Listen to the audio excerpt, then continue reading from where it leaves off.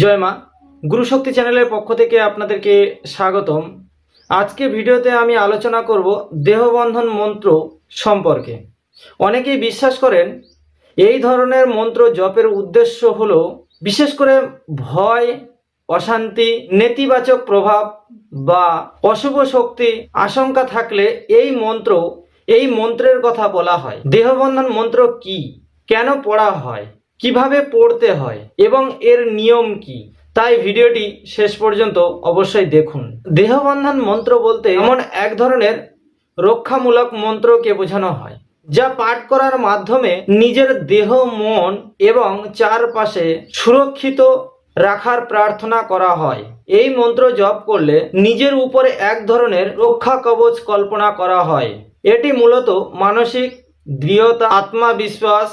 যে কোনো মন্ত্র পাঠ করার আগে কিছু বিষয় মনে রাখা দরকার। আপনি ঠাকুর ঘরে বসে শুদ্ধ আসনে এবং শুদ্ধ বস্ত্র পরিধান করে আপনি এই মন্ত্র জপ করতে পারেন।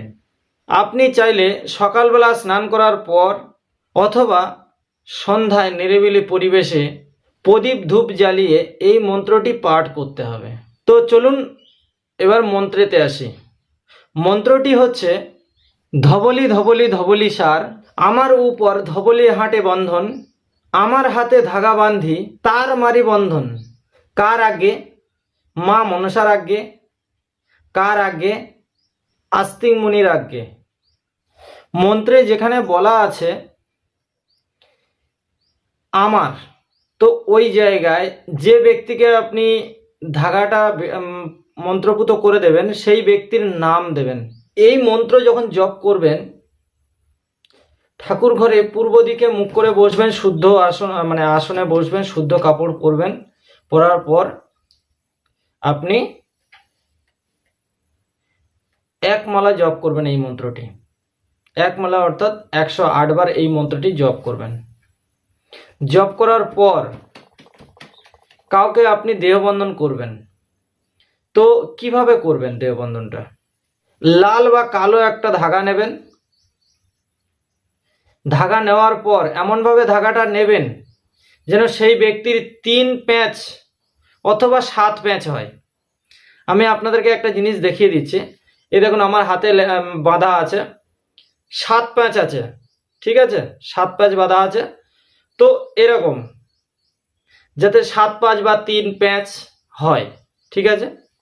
ফার্স্ট সুতোতে নেবেন, নেওয়ার পর একবার মন্ত্র বলবেন, একটা গিট মারবেন। মন্ত্র বলবেন, ফুঁক দেবেন, গিট মারবেন। এরকমভাবে 7 বার মন্ত্র বলবেন, 7টি ফু দেবেন আর 7টি গিট মারবেন। মারার পর যে ব্যক্তির দেহবন্ধন করছেন সেই ব্যক্তির আপনি হাতে যখন পেঁচাবেন, 7 বার যখন পেঁচাবেন 7টা প্যাঁচ দেবেন। 7টা প্যাঁচ দেওয়ার সময় 3 বার মন্ত্র, 5টা ফু দিয়ে গিট মেরে দেবেন। এই ধরনের আধ্যাত্মিক তন্ত্র মন্ত্র যন্ত্র আরও ভিডিও দেখতে চাইলে আমার এই চ্যানেলটি সাবস্ক্রাইব করুন, ভিডিওতে লাইক দিন আর কমেন্ট করে জানান। সবাই ভালো থাকবেন, সুস্থ থাকবেন। জয় মা।